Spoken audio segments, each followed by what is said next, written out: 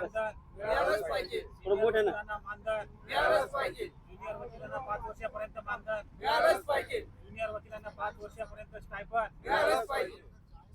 ज्येष्ठ वकिलांना मानधन मिळालंच पाहिजे. ज्येष्ठ वकिलांना त्यांच्या 60 वर्षाच्या वयानंतर हयातीमध्ये मिळालंच पाहिजे. तुमच्या विभागात कार्यासमोर काय प्रमुख मागणी अशी आहे की आमच्या जे ज्युनियर वकील आहेत त्यांना 10,000 रुपयाची मागणी आमची प्रत्येक महिन्याला, आणि जे आमचे सिनियर वकील ज्यांनी 58 वर्ष पूर्ण केलेली आहेत ती त्यांना दर महिन्याला 10,000 रुपये मिळावे अशी आमची सिंगल लाईन मागणी आहे महाराष्ट्र शासनाकडे. आज तुम्ही अंत्यविधीवर आंदोलन करताय काय? नाही, वकिलांची परिस्थिती अशीच झाली. 58 वर्षानंतर जे वकिलांना पेन्शन नाही आहे, सेवा देण्यासाठी त्यांना म्हणजे जे त्यांची शारीरिक स्थिती असते ती बरोबर नसते, तर त्यांना एक आर्थिक मदत म्हणून महाराष्ट्र शासनानं त्यांना मदत करावी. नाहीतर वकिलांना ह्या जी खाट आहे ज्यावर मी आज झोपलेलो आहे त्याच्यावर झोपायला वेळ नाही लागणार वकिलांना. 58 वर्ष परिस्थिती आली आहे वकिलांना पण अशी आंदोलन करण्याची. आंदोलन करण्याची ते सांगतो मी की 58 वर्षानंतर वकिलांना काहीच मिळत नाही.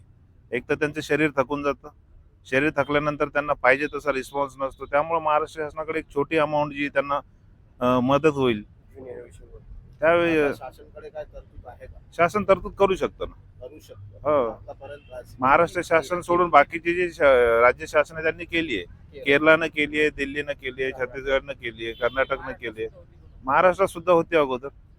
का बंद पडली? आता हे शासन सांगू शकेल का बंद केली. परत ते स्कीम सुरू होण्यासाठी हा, परत स्कीम सुरू व्हावी. आणि जे सिनियर आणि ज्युनियर आहे, ज्यांना ज्युनियर लोकांना पण काय असतं, सुरुवातीचे 4-5 वर्ष मॅटर येत नाही त्यांच्याकडे, तर त्यांना एक आर्थिक 10,000 रुपयाची मदत जर शासनाने दिली तर त्यांना सर्व्हाइव्ह करणं सोपं पडेल. या उद्देशानं एक चालू आहे आता. याविषयी विभागाच्या सोबत तुमची काही नाही, विभागीय आयुक्त नाही विभागीय आयुक्तांनी आज वेळ दिलेला आहे, तर त्यानुसार त्यांना आता आमचे जे वरिष्ठ आहेत ते जाऊन भेटणार आहेत. काय मंत्र्याकडनं काय निवेदन वगैरे देण्यात आलं? नाही काहीच नाही, काहीच नाही. फडणवीस सरकारकडून तुम्हाला काय अपेक्षा आहे? अपेक्षा हीच आहे की ते स्वतः वकील आहे, त्यांना वकिलाचे प्रॉब्लेम माहीत आहेत. त्यांनी सकारात्मक विचार करावा आणि सर्व वकिलांना, ज्युनियर आणि सिनियरांना जी 10,000 रुपयाची मागणी आहे आमची ती पूर्ण करावी. कारण एक वकील जे दुसऱ्या वकिलाची परिस्थिती त्याला समजू शकतो. तुमच्या मागण्या मान्य नाही झाल्या, पुढचं काय? आता पुढचं आंदोलन आम्ही आमच्या वरिष्ठांना विचारून ठरवू पुढच्या मागण्या काय करायचं. हे आजच्या जे तुम्ही अंत्यविधी एका दिवसासाठी आहे? नाही, कालपासून बसलोय आम्ही. हो. काय आपलं नाव? मी ॲडव्होकेट योगेश नाईक, मराठवाडा अध्यक्ष, युवा काँग्रेस विभाग. वकिलामार्फत करण्यात येत आहे. काल दिनांक 28/1/2025 पासून पासून हे आमचं आंदोलन सुरू झालेलं आहे. हे तिरडी आंदोलनची पूर्वकल्पना आम्ही शासनाला आणि विभागीय आयुक्तांना यापूर्वी दिली होती आणि त्यानुसार आम्ही आज हा आंदोलनाचा दुसरा दिवस आहे. त्याची दखल शासनाने घेतलेली आहे. शासनाचे कर्मचारी इथे येऊन आम्हाला भेटले आणि त्यांनी आता आम्हाला भेट देण्यासाठी 10 मिनिटाचा वेळ दिलेला आहे.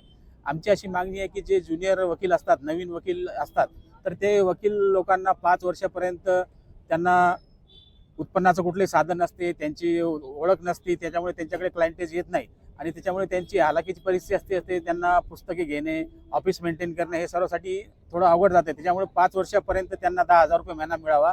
यापूर्वी महाराष्ट्र शासन त्यांना देत होतं आणि त्यामुळे आताही ते लागू करण्यात यावं. आणि तसेच 58 वर्षानंतर म्हणजे 60 वर्षानंतर जशी पेन्शन मिळते सरकारी कर्मचाऱ्याला, तसं आता वकिलांचंही वय होऊन जातो, त्यांना काम होत नाही आणि मग त्यांना उत्पन्नाचं कुठलंही साधन नसते, तरी त्यांचं जीवनाला काही आर्थिक हातभार व्हावा म्हणून महाराष्ट्र शासनाने त्यांना 10,000 किंवा 10,000 पेक्षा जास्त रुपये त्यांना त्यांच्या हयातीपर्यंत द्यावी. जसे की शासन आता सर्वांना देत आहे. लाडकी बहीण आहे, लाडका शेतकरी आहे, लाडका उद्योगपती आहे, तसं लाडका वकील म्हणून एक त्यांनी केलं तर वकिलांचं सुद्धा शासनाला आणि सरकारला त्याची मदतच होईल आणि शासनाला वकिलांचा सपोर्ट मिळेल. त्यामुळे आमचं असं म्हणणं आहे की आमची मागणी जी आहे ती रास्त आहे. त्याच्यामुळे ही रास्त मागणी न करायला शासनावर कोणताही असा आर्थिक बोजा पडणार नाही आणि हा जर मान्य केला तर सर्व वकील, महाराष्ट्राचे वकील महाराष्ट्र शासनाचे आभारी राहतील. आणि आमचे जे मुख्यमंत्री आहेत देवेंद्र फडणवीस साहेब, हे सुद्धा वकील आहेत, त्यांना माहीत आहे, त्यांनी वकिली केलेली आहे, तर वकिलांचे प्रश्न त्यांना चांगल्या प्रकारे माहीत आहे. त्यामुळे आमचं असं म्हणणं आहे की यापूर्वीच्या प्रमाणे वकील लोकांना, ज्युनियर वकिलांना 5 वर्षापर्यंत स्टायपंड मिळत होतं, तशी स्टायपंडची एक रक्कम त्यांनी द्यावी. आणि सिनियर वकील आहे त्यांना त्यांच्या म्हातारपणी जो त्रास होतो तो त्रास होऊ नये म्हणून त्यांना एक निश्चित अमाऊंट करून त्यांना इथे त्यांच्या हयातीपर्यंत देण्यात यावी ही आमची अशी मागणी आहे. वकील एकजुटींचा विजय वकील एकजुटींचा विजय. आज शासनाकडनं आम्हाला सकाळपासूनच जे आहे ते शासनाचे प्रतिनिधी येऊन भेटत होते. तर आम्ही त्यांना आमच्या डिमांड सांगितल्या होत्या, ज्या की त्यांनी शासन स्तरावर पोहोचल्याचं आम्हाला पत्र आज दिलेलं आहे. आणि आताही शासनाचे प्रतिनिधी आले आणि त्यांनी ते पत्र आमच्या हातात दिले, आमच्या सिनियरांच्या हातात दिले. त्यामुळे आम्ही तिरडी आंदोलन केलेलं आहे ते आम्ही आता थांबवतो. काय काय आश्वासन आहे त्या? आश्वासन असे आहेत की त्यांनी शासन स्तरावर हे पत्र पाठवलेले आहे, शासनाला तुमच्या मागण्या कळवू आणि तिकडनं जे पत्र वापस येईल आमच्यासाठी ते आम्हाला ते पाठवणार. सकारात्मक प्रतिसाद मिळाला आहे. यामध्ये तुम्ही सध्या तरी आम्ही यामध्ये संतुष्ट आहे.